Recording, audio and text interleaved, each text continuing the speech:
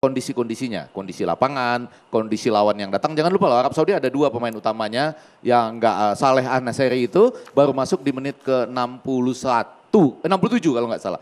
Terus kemudian juga yang mencetak gol ke gawang Argentina yang kedua, selain Seri itu Nasser Dawseri itu malah nggak, Nassernya main, Salemnya nggak dibawa misalnya. Jadi itu ada juga persoalan dengan Arab Saudi. Yang mau saya katakan, tentunya pelatih punya kekuatan-kekuatan sendiri pada saat sebelum pertandingan, ya, untuk menentukan siapa yang ini. Bahwa kemudian itu, ya.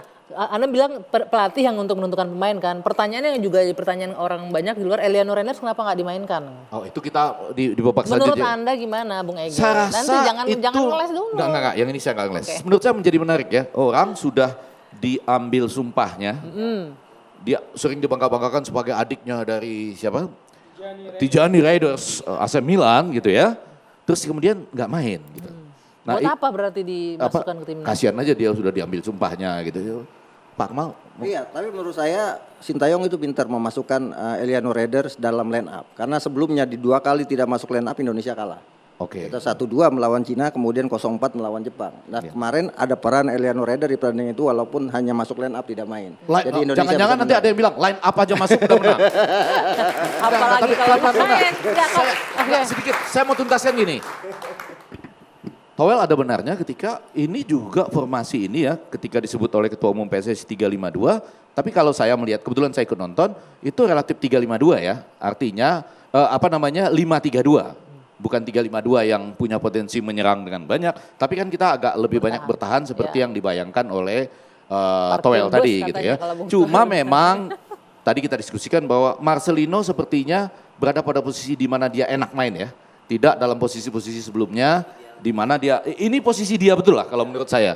Betul ya? Sebelum ke dalam hal itu artinya ya STY menganalisis pada waktu pertandingan itu dianggap tepat. Gitu loh Towel. Walaupun passing, penguasaan bola menjadi rendah ya dalam konteks berhadapan dengan Arab Saudi. Oke, saya mau bisa diterima itu ya? Bung Riko, sebentar sebelum dijawab, biar sekalian nanti direspon. Ya. Kenapa menurut Anda kira-kira Eliano tadi nggak diturunkan, hanya di line up saja? Eliano nggak diturunkan sama Coach STY. Pasti kalau saya pertama kalau jawaban lempengnya sih ya bleng gitu ya. Pelatih mungkin paling tahu kondisi terakhir di kondisi tim saat itu apa strategi dan segala kita nggak tahu.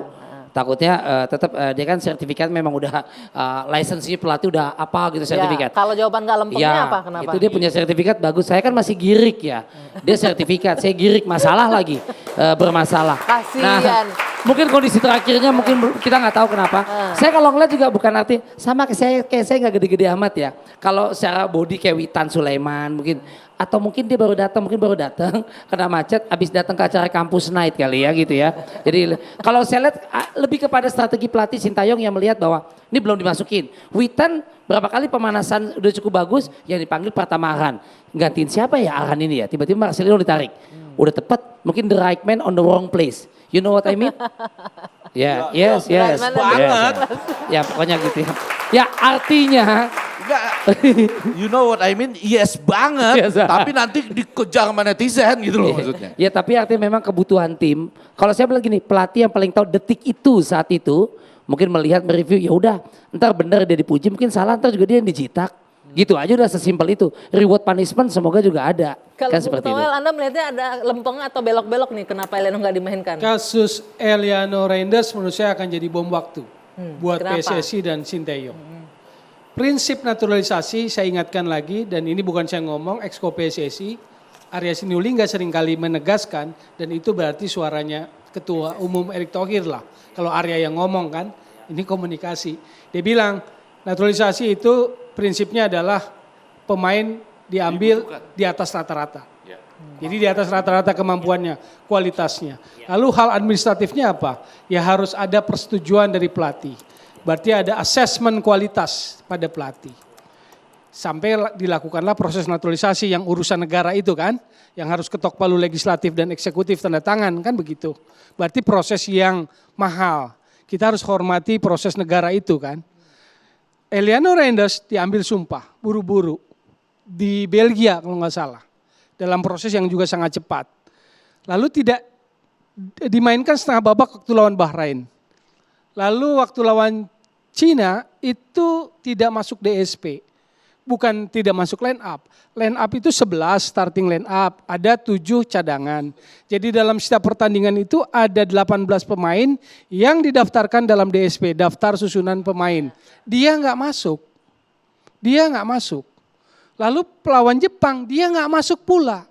Artinya pemain yang nggak masuk DSP itu biasanya pakai training jersey duduk di tribun. Pertanyaan dasarnya, kenapa dinaturalisasi? Kalau nggak akan dimainkan gitu ya. Sementara Sinteyong bilang, dan itu sempat terucap kan dianggap tidak layak. Belum layak masuk. Iya, lalu kenapa di assessment oke kalau gitu? Menurut Anda Karena kenapa? Arya Sinulinga sehari setelah lawan Jepang mengatakan bahwa proses naturalisasi itu dilakukan oleh PSSI kalau pelatih sudah oke. Maka itu yang saya bilang bom waktu. Apakah naturalisasi itu proses main-main, diberikan kepada siapa aja, kan nggak boleh. Maka pertanyaannya ada 2 hal. Tentang kualitas Eliano Reinders yang dibilang tidak layak, tentang naturalisasi, kenapa dinaturalisasi. Ini nggak main-main menurut saya, maka saya bilang ini bom waktu. Kalau Bung Akmal, pandangan Anda seperti apa? Kenapa dinaturalisasi? Apakah karena kualitasnya atau karena hal lain? Kalau saya nangkepnya apa? Karena lebih alasan politis begitu? Kalau saya lihat mungkin alasannya ya alasan karena dibutuhkan ya. Pertama ya, alasan karena dibutuhkan. Kenapa? Karena kalau bicara jam bermainnya dia atau menit bermainnya dia di FC Zwolle juga cukup bagus gitu kan. Dan dia pemain versatile yang bisa main di posisi gelandang serang, winger kanan, back kanan gitu. Mungkin belum masuk SNY, standar SNS, standar nasional Sintayong. Gitu kan. Sehingga kemudian ya? belum bisa Standar dimainkan. nasional Sintayong. Mungkin seperti itu. Artinya masih butuh waktu dan proses untuk kemudian dimainkan. Emangnya Mungkin. standar nasional Kenapa Sinteyong menyetujui seperti apa? naturalisasi kalau gitu? Kalau itu masalah komunikasi, kalau itu serius masalah komunikasi. Nggak, Kan ada yang mengatakan bahwa ini harus di atas standar rata-rata, dibutuhkan. Lalu ada proses negara loh itu. Enggak, saya ingin mengatakan gini, Bang Ege. Kenapa standar nasional Sintayong? Kan Elkan Bagot juga masuk ke Indonesia juga atas rekomendasi Sintayong juga kan gitu. Tapi kemudian di tengah jalan ada standar nasional Sintayong yang tidak bisa diterapkan oleh si pemain sehingga kemudian keluar Berarti dari itu masalahnya. Berarti ada kegagalan dalam proses naturalisasi dong. Kan saya bilang naturalisasi itu nggak boleh sembarangan karena itu melibatkan proses negara. Kan begitu.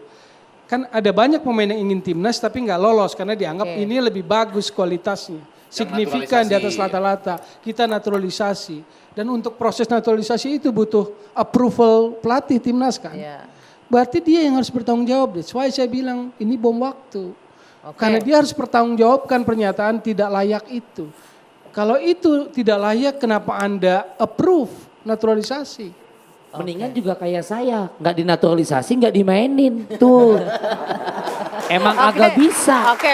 Nanti kita lanjutkan. Kita tinggalkan layak atau tidak Eliano bermain. Kita di segmen selanjutnya akan bahas bagaimana peluang Indonesia untuk 4 pertandingan ke depan. Kira-kira seperti apa. Kita jeda sejenak, 2 sisi kembali. Sesaat lagi.